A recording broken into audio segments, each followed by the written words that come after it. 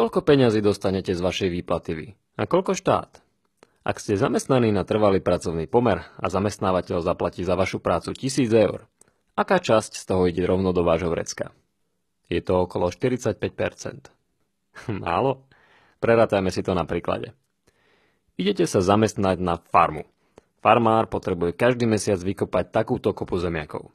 Môže za to dať maximálne 1000 eur mesačne, inak by sa mu to už neoplatilo. Vy za ním prídete a poviete: počuj Marián, ja ti to vykopem.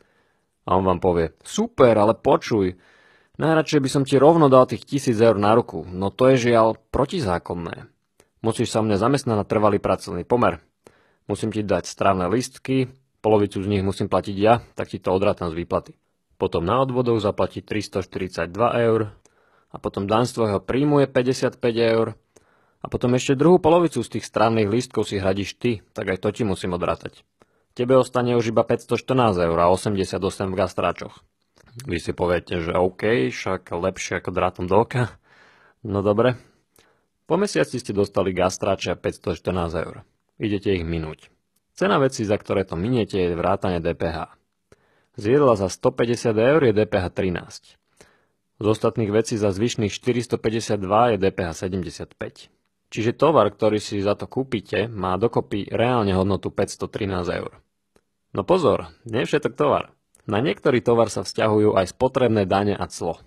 Ak natankujete benzín za 60 eur, DPH je 10 a spotrebná daň je 28 eur. Skutočná hodnota toho benzínu je 21 eur. Možno si poviete, že nemáte auto. No ak jazdíte autobusom, tak benzín sa premieta do ceny lístkov.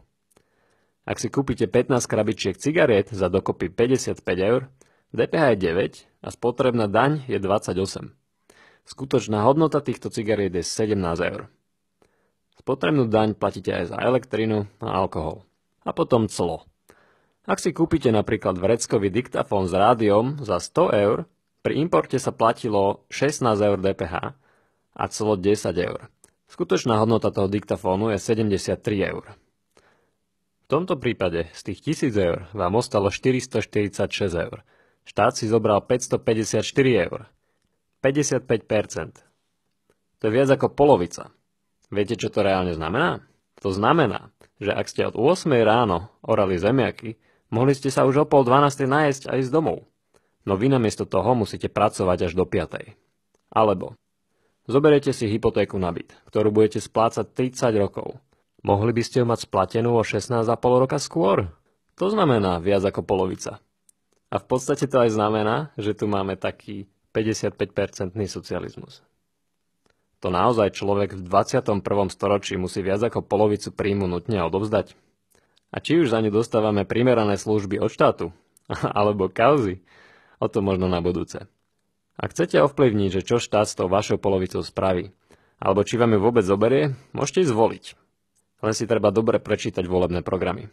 A či to za to stojí? Pri čistej mzde 553 eur, čo je menej ako mesačný nájom dvojizbového bytu v Bratislave, vaša polovica predstavuje vyše 26 000 eur za jedno volebné obdobie. To sú 4 roky. Dúfam, že sa vám toto video oplatilo vidieť. Ak si myslíte, že sa oplatí vidieť aj ostatným, môžete zdieľať na svojom Facebooku.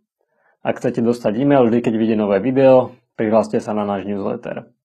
A najbližšie, keď vám príde na účet výplata, si spomeňte, že to je vlastne iba polovica z toho, čo ste zarobili.